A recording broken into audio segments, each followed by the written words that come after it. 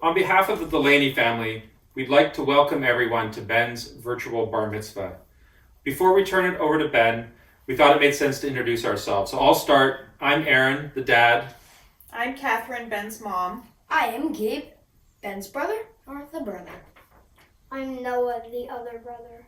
And last but not least, we have Ben, the star of the hour. So I wanted to say a few words before Ben starts, because obviously this is not the bar mitzvah we planned or envisioned for Ben. We are all thinking about being in the synagogue together, about having a party. We were hopefully going to go to Disneyland after the bar mitzvah. Honestly, we all hoped that we could get haircuts before the bar mitzvah, but none of that was to be, and we are all just making the best of it. And most importantly, Ben has really made the best of it. When everything went virtual and we all descended into the kind of unfamiliar, chaotic state we're all living in right now, Ben pushed forward with his studies and his practice, doing it on his own and often without even being asked. He's been a real trooper through all of this, getting ready for his bar mitzvah, and we're just so proud of him. So without further ado, let me turn it over to Ben for the initial blessing.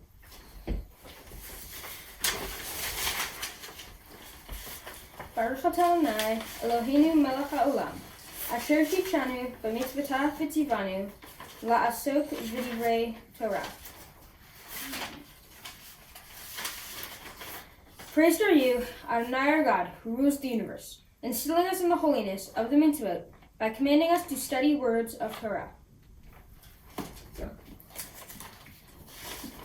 I am now going to read my Haftarah from the book of Jeremiah.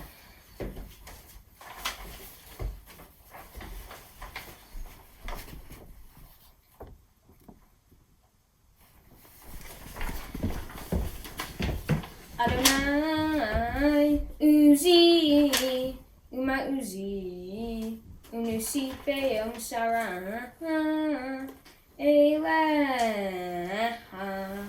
Goyim Yavo'u Me'atzei Aretz Ve'omru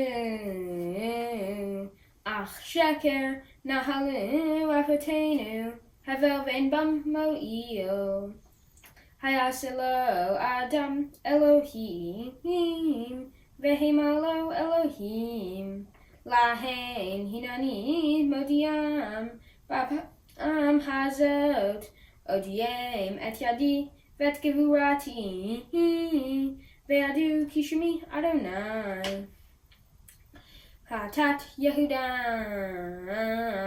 Ketuvah Be'et Barzel Betziporen Shemir Harusha Alu Achlibam Ukarnot Mizbechotehem Kizkor Benehem Mizbechotam Basherehem Al Eitz Ra'anan Al Givaot Hagivaot Hari Basadeh El HaCholototeha Lavas Eten Bamoteha Bechatat Bechol Givuleha Vishamatita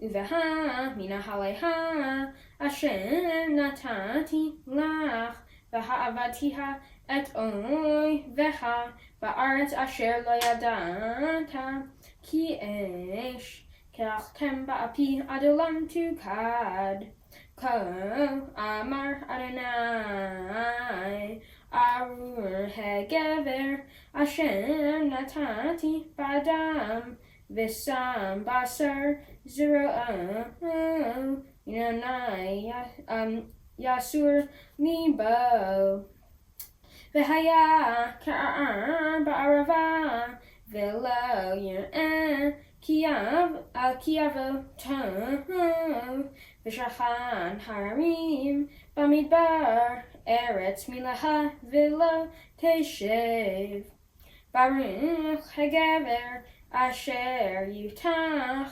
Ba'onai V'haya Adonai Miftacho V'haya Ke'et Shatu Almayim Vayuval Yishalach Sharashav Velo Yir'eh Kiavo Chum V'haya Alehu Ra'anan ובשנת בצורת לא ידאג ולא ימיש מעשות פרי.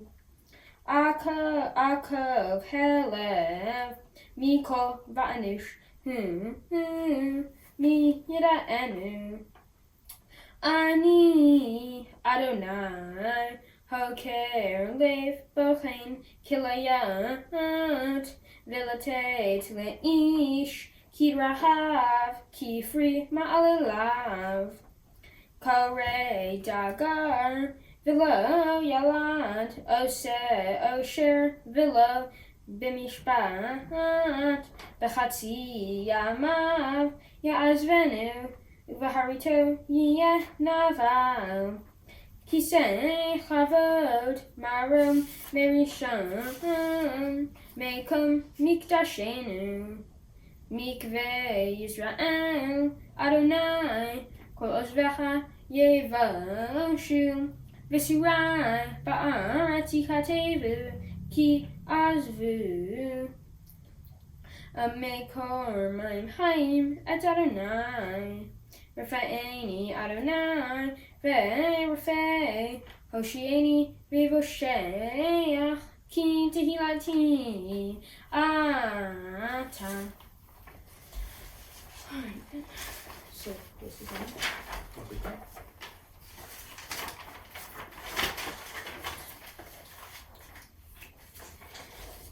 I am now going to read out my Devar Torah. My Torah portion is Tahar, from the book of Leviticus.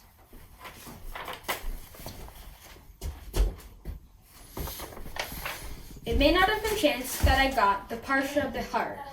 Our reoccurring theme in the beginning of the Parsha is the environment. I believe that to humans as a whole, the environment is the most important thing. We live in it, after all. My job in this speech is to take what the Parsha says, something written over 2,500 years ago, and turn it into something that we can apply to modern life. The Parsha Behar has a heavy emphasis on the environment. The Parsha itself entirely consists of God telling Moses more laws that the Israelites will have to follow. These laws mainly concern the land. I am going to emphasize the part of the Parsha that I think is most important to my speech. God tells Moses that when the Israelites enter the Promised Land, every 7th year, the land will observe a Sabbath, which shall not be worked, and it shall temporarily return to its natural state, and anyone may eat what naturally grows on it. Also, every 50th year is the Jubilee year, which functions similarly to the Sabbath of the land, in that you do not work the land, and you can only eat what naturally grows. In addition to that, on the 10th day of the 7th month of the Jubilee year, a ram's horn will be blown, and everyone in bondage shall be free, and will reclaim any property that they had sold previous to the Jubilee. God continues on to talk about property rights, and finishes with a warning not to worship idols. There were a couple of things that I wondered about in the Parsha. What was the point of the Sabbath of the land? I couldn't seem to figure it out. Why would God want humans to stop farming for a year? I mean, a day I can somewhat understand, but wouldn't a year be a bit of a risk in terms of food supply? Verse 20, chapter 25, helped me find the answer. The verse states that if you follow all of God's laws, in the year before the Sabbath of the land, you will have enough food for 3 years.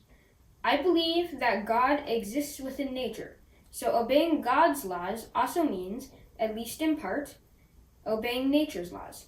The conclusion that I came to was that the Sabbath of the land was to reinforce humanity's connection with nature, and reinforcing our connection with nature means reinforcing our connection with God. In more recent times, humanity has been losing its connection with nature. This is where COVID-19 comes in. The pandemic, or rather, the lockdown that is the result of the pandemic, is similar to the Sabbath of the land. It is an extended period of time where you do not work and the land has a chance to return to its natural state. This is exactly what is happening right now. The land is returning to its natural state. In the time that humans are spending away from nature, nature is coming back to places where it has not been for a very long time. This pandemic is horrible, but the lockdown is giving us a chance to adapt our habits to be more environmentally conscious. Right now is a time for personal reflection, to turn our attention inwards to ourselves, instead of outwards to all the horrible things that are going on. After all, right now, we have all the time in the world. There are a lot of people that I would like to thank.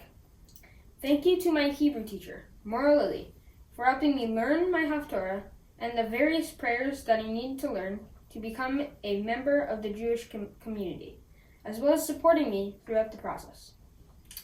Thank you to my mom and my dad.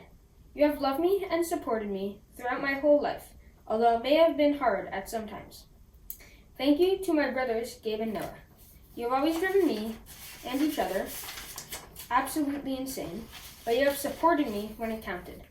Thank you to my two grandmothers, Baba Helen and Grandma Jean. You have helped me and loved me throughout my 13 years of life, and even more while I was preparing for my bar mitzvah. Thank you to my Rabbi, David Greenstein. In our sessions of studying Torah, you helped me find the things that I needed to write the speech. Thank you to everyone else in my family. You have always been right there, supporting me when I need you. Thank you to all of my friends at the co-op. The co-op has always been like a second home for me, and the close-knit group of friends that is our class has been the thing that made it so. My journey to this moment has been both sweet and bitter, but all of you have influenced it in some way or another. You made me who I am. For that, thank you.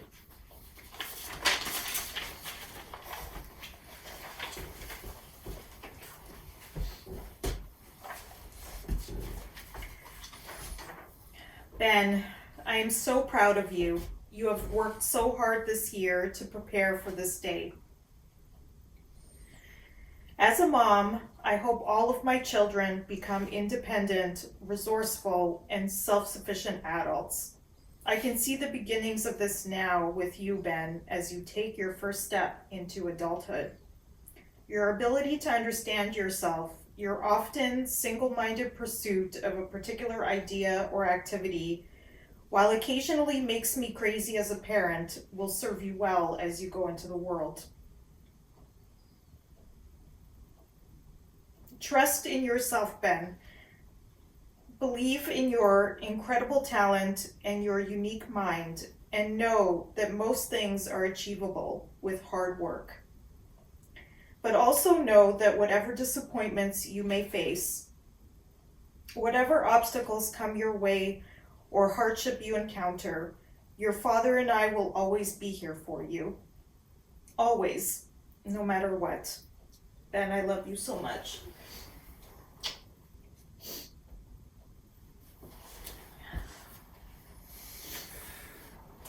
Okay, my turn. So, Ben, planning and preparing for your bar mitzvah has really given me time to think about what it means to be a dad, and to be your dad in particular. You don't get many opportunities as parents of young children to just sit and think about what it means to be a parent or what it means to be a dad. You know, maybe you get some time to think about that before your first child is born, before you were born, during that 9 months when you're both expecting and full of expectation, maybe a little bit of fear. But then 13 years ago, you were born, and it was like a little joy bomb went off in our lives. And our lives have really never been the same since, or to be frank, as quiet since then. But your bar mitzvah has really given me a little bit of that time back, a little bit of that quiet, to think and reflect on your growing up and the man that you're becoming. And I think I found a poem that expresses, at least in part, how I feel. So it's a poem by Rivka Miriam called In the Beginning. In the beginning, God created the heavens that actually are not, and the earth that wants to touch them. And in the beginning, God created threads stretching between them, between the heavens that actually are not, and the earth that cries out for help. And God created humans. For each person is a prayer and a thread touching what is not with a tender and delicate touch. I like this poem, Ben, because the heavens that are not, that it talks about, feels like the future that we all hope for our children, and that we hope for you in particular. And when it talks about the earth that cries out for help, to me that is the reality of the present and all the work that needs to be done to get to the future that we all hope for. And never more today has that been clear as we all contemplate the world around us during this terrible pandemic. And you, Ben, you are the prayer, you are our prayer in that poem. You are the thread stretching between our todays and our hopeful futures. And as I have watched you grow over the past 13 years, I know that that thread is strong, that you are strong. Because I see your strong connection to being Jewish, a connection that really became clear to me a few years ago when you came home one day from summer camp and announced that you were going to be kosher from now on. And I think that we all thought, your mom and I thought, that look, this too shall pass. None of us were kosher. And I know few kids who liked hamburgers and ice cream as much as you do, as much as you still do today. But you know, you've stuck to it every single day since then, forgoing countless of your favorite desserts, mashed potatoes that you love, cornbread that you love, and you've just stuck with it, stuck with being kosher. I also see your strong sense of justice, of what is right and wrong, and I've seen that sense of right and wrong blossoming recently into an awakening sense of social and environmental justice, along the lines of what we just heard in your Devar Torah. But I think most importantly for me is I see your strong sense of compassion and how much you care for your family, for your friends, and those around you. I think that sometimes people tend to overlook that about you because you're quiet and you're so smart, and let's be honest, a little bit opinionated.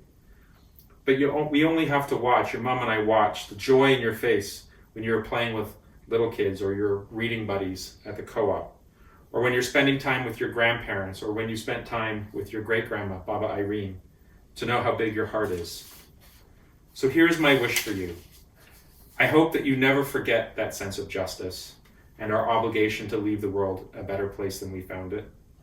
But I also hope that your sense of justice is always tempered by the compassion that you have inside you, and that fundamentally you know that justice is about how we treat the people around us and how we treat our planet.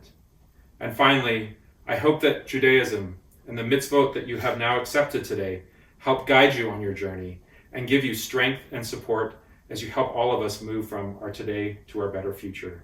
I love you, Ben, and I'm so proud of you. So I'm going to ask your brothers to come back now so we can do our thank yous.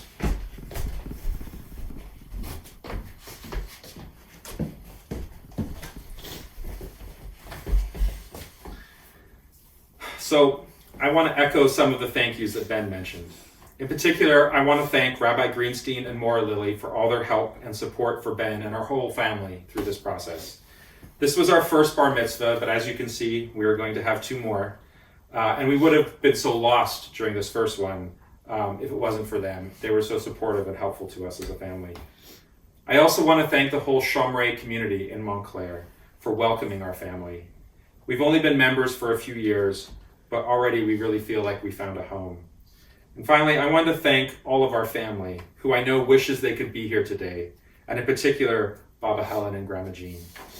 Your support for us and our family and our boys through the years, through our hard times and our incredibly busy times, and all the good times, all of that has been treasured, and we love you all so much. So with that, we'll wrap up, and thank you all again for being with us here today. We look forward to seeing all of you in person again very soon. Thank you. Bye. Bye.